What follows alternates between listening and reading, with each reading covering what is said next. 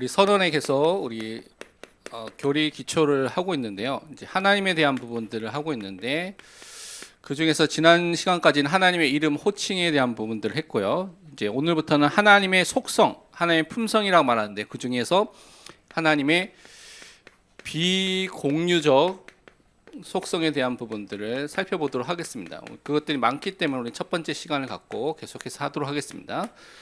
우선은 하나님의 속성에 대한 개관적인 내용들을 좀 살펴보면요, 이 속성을 어떻게 분류하느냐가 중요합니다. 그래서 그 부분에 대해서 여러 가지 학자들이 여러 가지 의견이 있는데 이제 대부분의 요즘에 많은 또 개혁주의에서는 이것을 비공유적 속성 또 절대적 속성이라고도 말하는 사람도 있고요. 또 어떤 사람들은 공유적, 보편적 속성이라는 크게 두 가지로 나눠서 생각하는 경우가 있습니다. 그래서 비공유라는 것은 나눠지지 않는다, 함께 나누지 않는다는 의미이기 때문에 하나님의 속성 중에 다른 것들, 특별히 우리 인간과 나누지 않고 하나님만이 갖고 있는 특별한 속성이다라고 많은 사람들이 이야기하고요. 그래서 그 대표적인 것이 하나님의 영원성과 불변성과 또 편재성, 어디에서나 다 계실 수 있는 그런 특징을 말하기도 하고요. 공유적이라는 것은 우리와 나누어서 우리가 그 특징을, 성품을 갖고 있는 부분이다라고 말해서 함께 나누고 공유하는 속성인데 사랑과 지식과 자비와 또 정의와 같은 부분을 이렇게 나누어서 이렇게 설명하기도 합니다. 근데 사실은 이렇게 나누는 것이 사실은 도움은 돼서 우리가 하나님이 어떤 분인지를 이제 좀 체계적으로 알 수 있는 데 도움이 되긴 하는데 완벽하게 이걸 딱 이런 형태로 딱 나눠가지고 하기에는 한계가 있습니다. 항상 그거 볼 필요가 있습니다. 그래서 왜냐하면 하나님의 속성이 완벽하게 우리가 하나님과 완벽하게 그 모든 100%를 다 공유하는 것도 아니고요. 비공유적으로 해서 그 모든 것들이 아무것도 공유되는 것이 아닌 것도 있기 때문에 그렇습니다. 그래서 공유적 속성은 좀 더 많이 공유되는 것이고 이것은 더 적게 공유되는 그 특징이 있다라고 여러분이 볼 수가 있습니다. 그래서 하나님의 두 가지 속성의 구분은 사실 많은 부분이 이게 중복되고 중첩되어 있는 부분이 있기 때문에 그렇습니다. 또 어떤 사람들은 아예 이 비공유적, 공유적 속성이 성경에 있는 그런 개념이 아니기 때문에 성경에 있는 개념으로 설명하는 분도 있거든요. 하나님은 위대하시다, 하나님은 선하시다, 하나님은 사랑이시다는 큰 개념 안에서 그 밑에 다른 속성들을 쭉 놔둬서 이렇게 함께 이렇게 설명하는 경우도 있습니다. 그래서 여러 가지로 우리가 하나님에 대한 부분들을 이해해 볼 수가 있는 부분들이 많이 있죠. 근데 그 중에 오늘은 무엇을 살펴보냐? 하나님의 비공적 속성 중에서 하나님의 독립성이라고 쓰기도 하고요. 또 어떤 사람은 자존성이라고도 쓰기도 하고요. 어떤 사람들은 이것을 완전성이라고 말하기도 하는 이 특징을 좀 보도록 하겠습니다. 이제 정리에 여러분이 나눠둔 글과 같이 이 특징은 뭐냐면 하나님은 그분 자체로 완전히 만족하시고 자충족적, 스스로 만족하고 충분하신 그 분이라는 것이죠. 그래서 인간이나 또는 어떤 피조물의 도움이나 필요가 전혀 필요 없다는 것입니다. 그러니까 하나님 한 분만으로 완전하신 분이기 때문에 어떤 외부적인 다른 것에 필요가 필요하신 분이냐? 필요가 절대 필요 없다는 것이죠. 그래서 인간과 나머지 피조물들이 하나님이 꼭 필요해서 하나님께서 만드신 것이 아니라고 많은 신학자는 말합니다. 나중에 그것들은 보고요. 그런데 하나님께서 이들을 만드신 이유는 하나님을 영화롭게 만드는, 하나님께 영광 돌리도록 그렇게 목적을 갖고 만들도록 했고 또 하나님이 기쁨이 되도록 만들어 주신 것을 알 수가 있습니다. 그래서 하나님께서 스스로 존재하시는, 그래서 만족하시는 그 특징을 자존성이라고 말하고 영어로 아세이티라고 어려운 말로 말합니다. 스스로 존재할 수 있는 분이라고 하죠. 그래서 절대적으로 독립적으로 계실 수 있는 유일한 분이고요. 자급자족, 거기서 충분하게 또 만족하실 수 있는 분이고요. 하나님이 인간에게 필요한 것이 하나도 없습니다. 그러니까 여러분에게 뭘 요구하는 것이 하나님께서 사실은 없습니다. 하나도. 하나님께서 인간의 찬양과 영광과 그런 것들이 필요해서 인간을 만든 것도 아닙니다. 스스로 그 모든 것을 누릴 수 있지만 인간을 만드셔서 또 그것을 받도록 계획을 세웠고 목적을 주셨기 때문에 그렇게 할 수가 있는 것이죠. 왜냐하면 여기 나와 있는 것처럼 이미 삼위일체라는 하나님이 존재하시는 그 유일한 하나님만이 갖고 있는 유일한 존재 양식이고 방식이죠. 삼위일체 안에 이미 뭐가 있습니까? 완전한 사랑, 완전한 교통하심, 완전한 그 안에 소통이, 교제가 있기 때문에 사실 더 필요가 없어요. 그 삼위일체 안에서 모든 것을 다 누릴 수가 있는 것입니다. 그래서 성부와 성자와의 관계만 보면 우리가 잘 아는 요한복음 17장 5절에 보면 이렇게 되어 있습니다. 뭐라고 되어 있냐면, 아버지와 창세전에 내가 아버지와 함께 가졌던 영광으로서 지금도 아버지와 함께 나를 영화롭게 하옵소서, 영광되게 하소서라고 말하고 있죠. 이미 창세전부터 성부 하나님과 성자 예수 그리스도는 함께 영광을 누리고 함께 그 영광이 풍성한 가운데 있었다는 거예요. 그 교제가 있었다는 것이죠. 그것이 있었기 때문에 사실은 더 영광을 받거나 할 필요가 없지만 인간을 만드시고 인간에게 영광 받으신 것을 기뻐하셨다는 것입니다. 그래서 그것을 통하여서 하나님께서는 이 삼위일체 안에서 충분한 교제와 충분한 사랑과 사귐과 교통이 있기 때문에 이 삼위 안에서 한 하나님이 지신 그분이 이것을 모두 누리기 때문에 어떤 교제가 부족하기 때문에 외롭기 때문에 내가 너무 외로워서 인간을 한번 만들어볼까 우주를 만들어볼까 하신 것이 아니라는 겁니다. 삼위일체 안에 충분한 사귐과 누림이 있는 것을 우리가 믿는 것이죠. 왜 이렇게 할 수 있느냐? 이것은 하나님이시기 때문에, 하나님만 그 본성 그 자체가 완전하신 분이기 때문에 하나님만 이렇게 존재할 수가 있다는 것입니다. 그러니까 하나님은 창조되었거나 만들어진 존재가 아니라 그분이 누굽니까? 모든 만본을 만드신 창조주, 창조자가 되신 분이죠. 그래서 원래부터 영원부터 존재하신 하나님이고 모든 만본을 창조하신 분이십니다. 그래서 모든 피조물보다 먼저 계신 분이 당연하죠.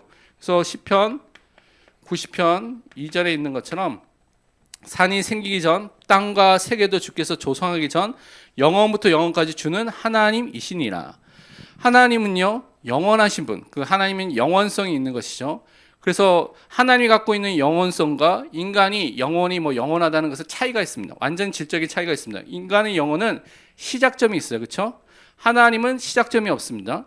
영원부터 영원까지 영원하신 분이에요. 그런데 우리는 하나님께서 시작점을 줘서 인간은 그 시작점을 통해서 영원히 살 수 있는 영혼의 불멸을 주신 것이죠. 그 은혜를 주신 것이죠.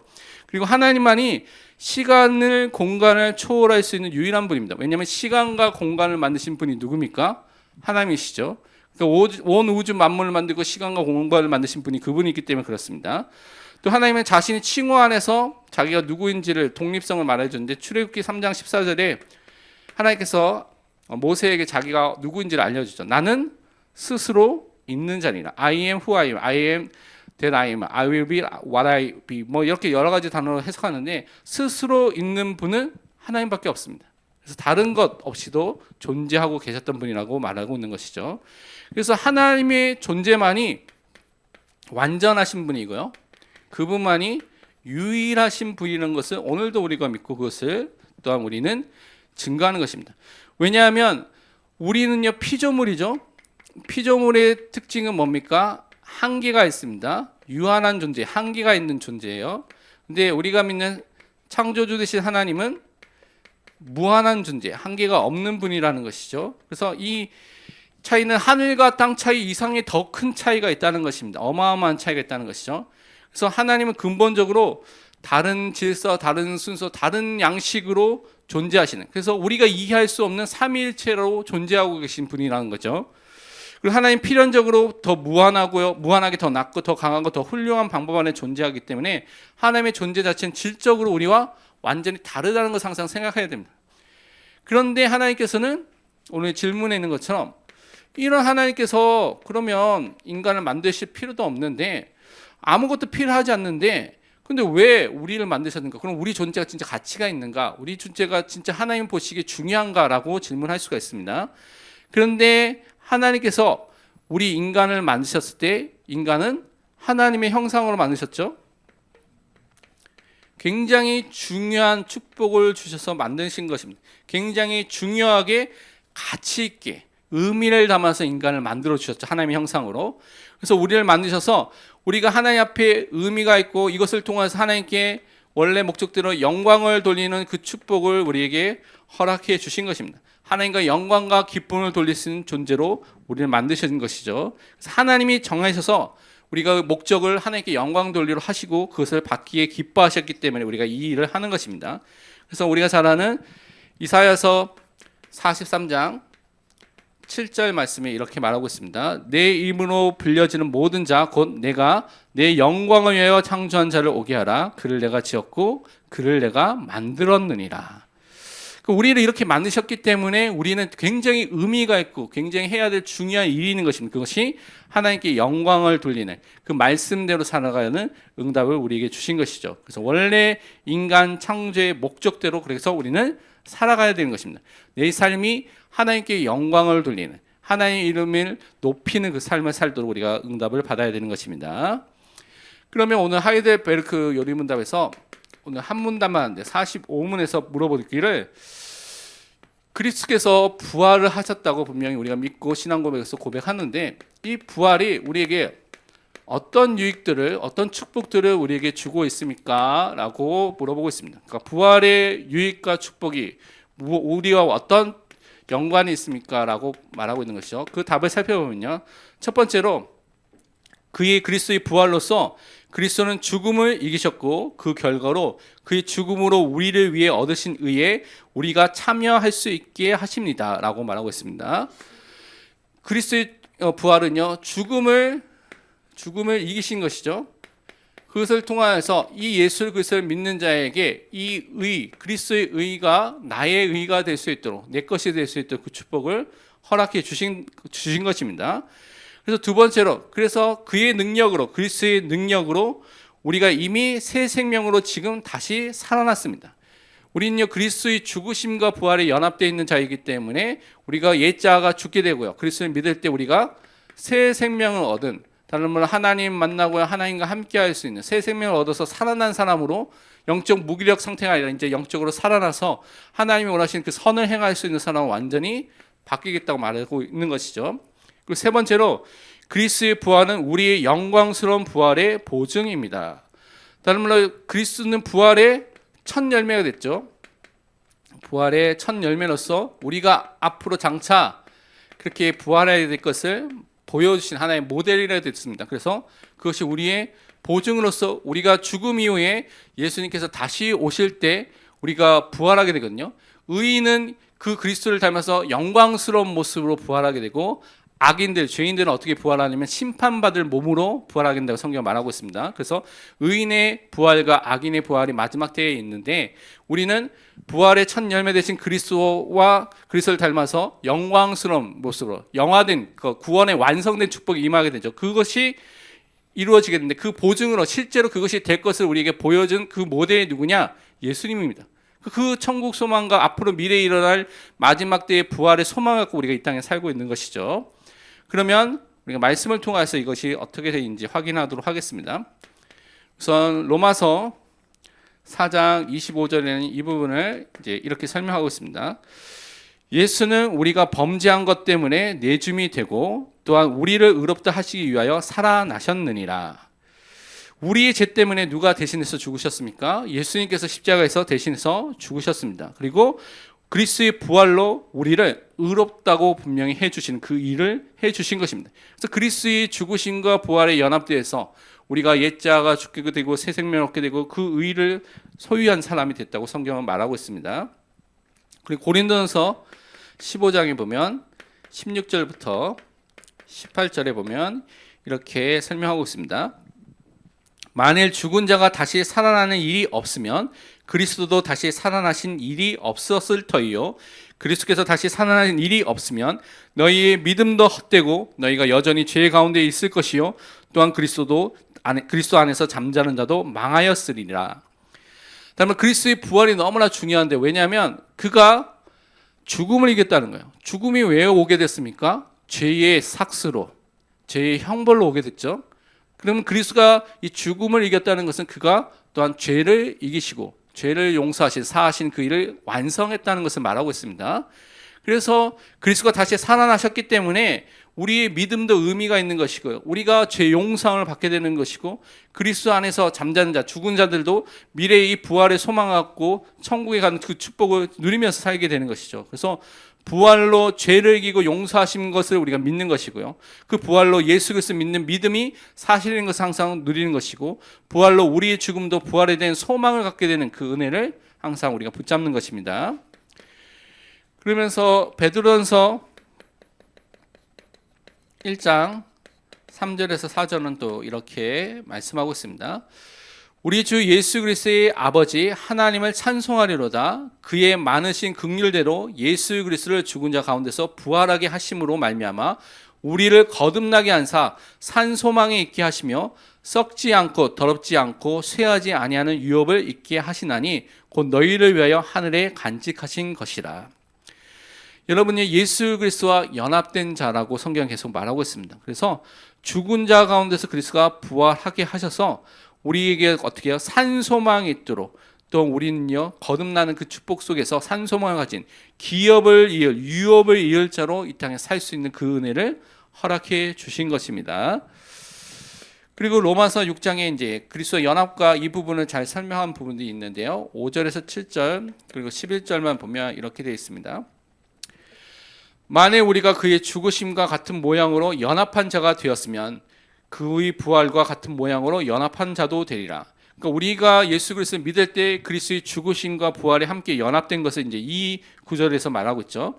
그래서 6절에 보면 우리가 알거니와 우리의 옛사람이 예수와 함께 십자가에 못 박힌 것은 죄의 몸이 죽어 다시는 우리가 죄에게 종로로 하지 아니하려 함이니라. 다만 우리가 옛자가 죽게 됐다는 것, 죄의 종에서 해방됐다는 그 은혜가 임하게 됐다는 걸 말하고 있습니다. 7절에 이는 죽은 자가 죄에서 벗어나 의롭다 하심을 얻었습니다. 우리가 의롭다 함을 얻을 때는 죄의 용서함을 받게 되는 것이고 옛자가 죽게 되는 은혜가 임하게 되는 것이죠. 그래서 11절에 보면 이와 같이 너희도 너희 자신을 죄에 대하여 죽은 자요 그리스도 예수 안에서 하나님께 대하여 살아있는 자로 여길지어다. 그 죄의 통치가 끝나게 되고 이제는 여러분이 하나님을 위해서 그 복음을 위해서 거룩하게 살 자로 하나님께서 우리를 인도해 주신다고 말씀해 주신 것입니다. 그리고 여기다 쓰겠습니다. 그 다음에 예배소서 2장 4절에서 6절은 또 이렇게 설명하고 있습니다. 긍휼이 풍성하신 하나님이 우리를 사랑하신 그 큰 사랑을 인하여 허물로 죽은 우리를 그리스도와 함께 살리셨고 너희는 은혜로 구원을 받은 것이라. 또 함께 일으키사 그리스도 예수 안에서 함께 하늘에 앉히시니.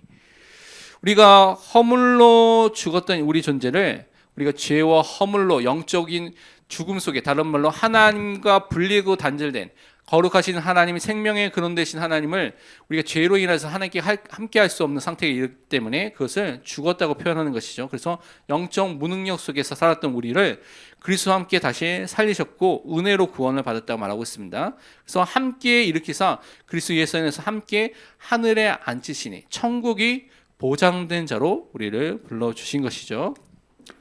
그래서 골로새서 3장 1절에서 3절 보면 이렇게 설명하고 있습니다. 그러므로 너희가 그리스도와 함께 다시 살리심을 받았으면 그리스도와 연합되어서 그와 그의 부활과 함께 그 새로운 생명을 얻은 자가 되었으면 위의 것을 찾으라. 거기는 그리스도께서 하나님 우편에 앉아 계시니라. 위의 것을 생각하고 땅의 것을 생각하지 말라.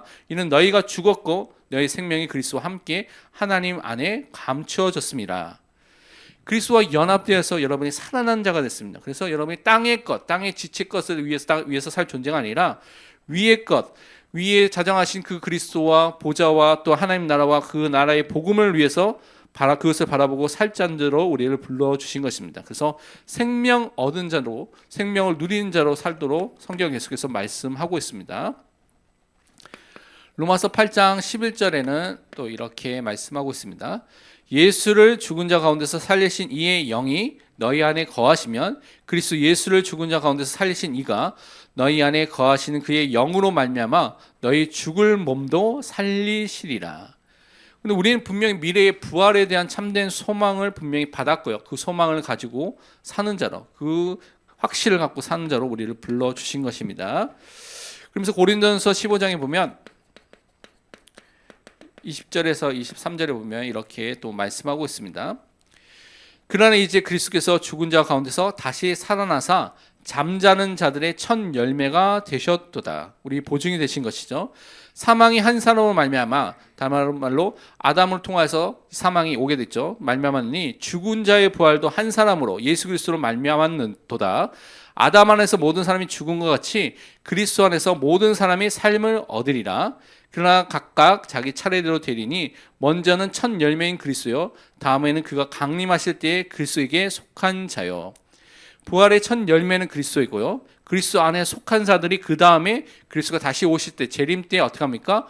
부활하게 된 은혜를 누리게 되는 것입니다. 그래서 여러분, 그 생명을 누리고 부활에 대한 소망을 우리가 항상 누려야 될 줄 믿습니다. 그러면서 빌립보서 3장에 보면 또 우리 배경과 우리가 누려야 될 것을 이렇게 말씀하고 있습니다. 그러나 우리의 시민권은 하늘에 있는지라 거기로부터 구원하는 자 곧 주 예수 그리스도를 기다리노니 그는 만물을 자기에게 복종하게 하실 수 있는 자의 역사로 우리의 낮은 몸을 자기 영광의 몸의 형체와 같이 변하게 하시리라. 우리가 이 땅에 살 때 이미 하나님 나라의 시민권, 그 하나님 나라의 백성으로서 그 축복을 누리며 살고 있습니다. 그리고 우리는 이미 그 축복을 누리지만 아직 오지 않았죠. 그러니까 이미와 아직이라는 개념이 굉장히 구원과 종말에서 굉장히 중요한 개념인데요. 우리가 이미 구원을 받았지만 아직 다 완성이 안 됐습니다. 왜냐하면 영화라는 성화의 완성이라는 것이 남아있고, 우리가 이 땅에 또한 점진적 성화의 삶을 살다가 마지막에 영화의 모습으로, 영광스러운 모습으로 변화되는 것을 기다리는 구원의 완성이 남아있죠. 종말도 마찬가지입니다. 이미 하나님 나라가 시작됐고 여러분 하나님 나라의 백성으로 시민을 지금 살고 있어요. 은혜의 나라 속에, 그 사랑의 나라 속에 살고 있지만 앞으로 오게 될 또한 권능과 심판과 영광의 나라, 완전히 이루어진 하나님 나라가 남아있습니다. 아직 오지 않았지만 남아있죠. 그것을 바라보고 우리가 기다리고 있는 거예요. 그리스도를 기다리고 있다고 말하고 있습니다, 오늘. 그런데 그때 오실 때 어떻게 됩니까? 우리의 이 낮은 몸이 그리스도의 영광의 몸의 형체와 같이 변하게 되는, 그 부활을 통해서 그 축복을 누리게 되는, 부활체가 되는 그 은혜가 마지막 때 예수님 재림할 때 오게 됐다고 분명히 말하고 있습니다. 그래서 우리가 그 소망을 갖고, 그 믿음을 갖고 항상 승리하시기를 바랍니다. 함께 잠깐 기도하도록 하겠습니다. 오늘 우리가 하나님의 비공유적 속성 중에서 독립성, 자존성, 완전성에 대해서 잠깐 말씀을 받았습니다. 하나님만이 완전하시고요, 하나님만이 스스로 존재할 수 있는 유일하신 분이고요, 하나님께서 그것을 통하여서 이 땅에서 원래 사랑과 교통이 그 안에 삼일치 안에서 넘치는 분인데, 우리를 만드셔서 하나님께서 영광과 또 찬송을 받으시기에 기뻐하셨습니다. 그래서 우리가 이 땅에 우리를 만드신 목적대로 하나님께 영광과 찬송을 돌리는, 그분께 최고의 영광을 돌리는 삶을 살 수 있도록 기도하시고요, 우리 그리스도의 부활이 나의 부활에 대한 축복에 대한 소망을 가질 수 있는 것을 또 붙잡고 기도해야 되겠습니다. 그래서 죄와 사망을 이기신 그리스도를 통하여 우리가 의롭게 된 축복을 날마다 누릴 수 있도록, 새 생명을 또한 회복한 자로 살 수 있도록, 그래서 부활의 첫 열매와 보증 되신 그리스도를 닮아서 앞으로 우리가 미래에 부활할 소망을 갖고 살 수 있도록 우리 기도해야 되겠습니다. 함께 우리 말씀 붙잡고 함께 하시면서 기도하도록 하겠습니다.